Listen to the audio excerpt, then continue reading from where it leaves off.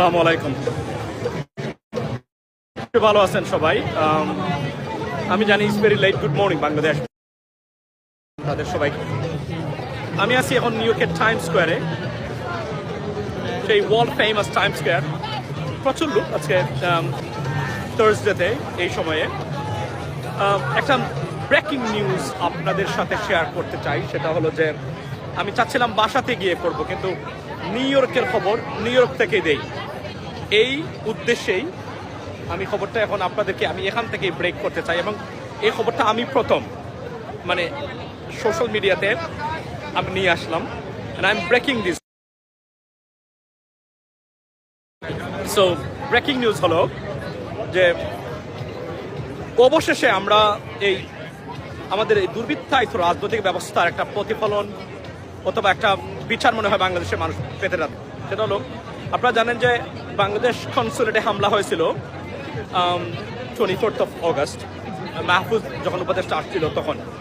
এবং শুধু প্রতিবাদ নয়, আওয়ামী লীগের তারা প্রতিবাদ নয়, তারা আপনার বাংলাদেশ কনসুলেটে হামলা করেছিলেন। সেই হামলা বিশ্বব্যাপী নিন্দা এবং নিন্দার জ্বর মানে বয়ে গেছিল সেই কারণে।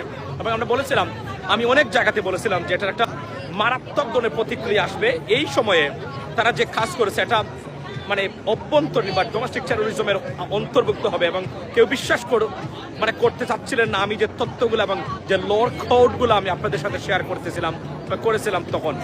অবশেষে সেই কথাটাই সত্য হলো। আমি আপনাকে বলে রাখি, বিস্তারিত গড়ে গিয়ে নাইসলি সুন্দর করে বসে আলোচনা করবো আপনাদের সাথে।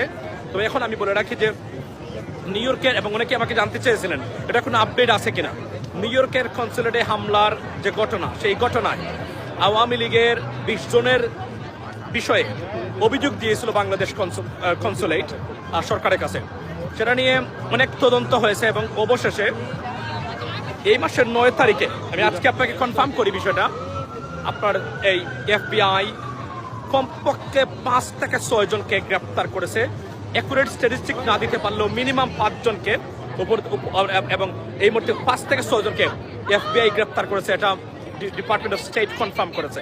সো লেটেস্ট খবর হলো যে আওয়ামী লীগের যারা মানে আছেন বা এই যুক্তরাষ্ট্রে যারা অর্থাৎ কনসুলেটে হামলার সাথে জড়িত হয়েছিলেন, অবশেষে পাপের শাস্তি পাচ্ছেন, এবং তারা মনে করেছিলেন তারা এবারও চলে যাবেন এইটার মানে এই ঘটনা এই ধরনের ন্যাক্কারজনক এবং বাংলাদেশের জন্য লজ্জাজনক ঘটনা ঘটিয়ে তারা চলে যাবেন, বা তাদের যাওয়া হয় নাই, গ্রেপ্তার হয়েছেন। এবং তারা কি শাস্তি হতে যাচ্ছে আমি বলেছিলাম কোডগুলা, সেটা হচ্ছে যে US ল অনুযায়ী তারা কমপক্ষে 3 থেকে আপনার 10 বছর কোনো ক্ষেত্রে ডিপেন্ডস আপন মানে অপরাধের মাত্রা অনুযায়ী যাবজ্জীবন মানে আপনার জেল হতে পারে। এটা আমি বলে রাখছি মিনিমাম 3 ইয়ার্স।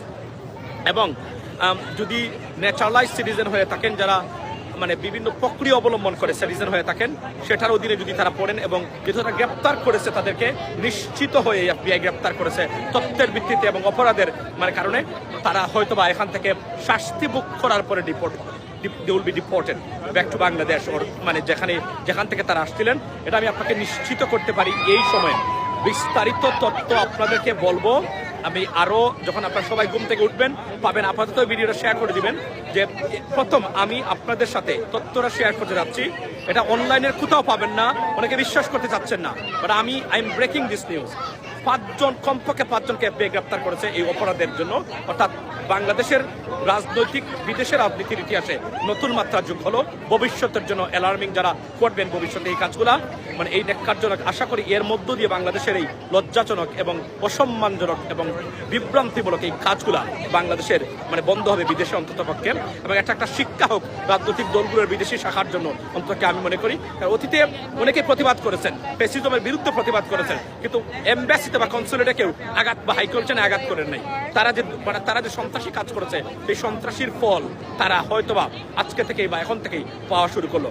এই বিস্তারিত আপনাদেরকে আরো পড়ে ইন ডিটেইলস আমি আলোচনা করবো। ভালো থাকেন বেশ পর্যন্ত। আসসালামু আলাইকুম। নিউ ইয়র্কের টাইম স্কোয়ার থেকে এই ব্রেকিং নিউজ নিয়ে আবার বলি, যারা এইমাত্র যোগ দিলেন, বাংলাদেশ কনসুলেটে যারা হামলা করেছিলেন বা ভাঙচুর করেছিলেন, তারা কমপক্ষে 5 জনকে FBI গ্রেপ্তার করেছে। যদিও তারা বিশ্বাস করতে চান না অনেকেই, তথ্যটা আমি নিশ্চিত করতে পারি মানে through state department. Have a good day ladies and gentleman, এবং ভালো থাকবেন।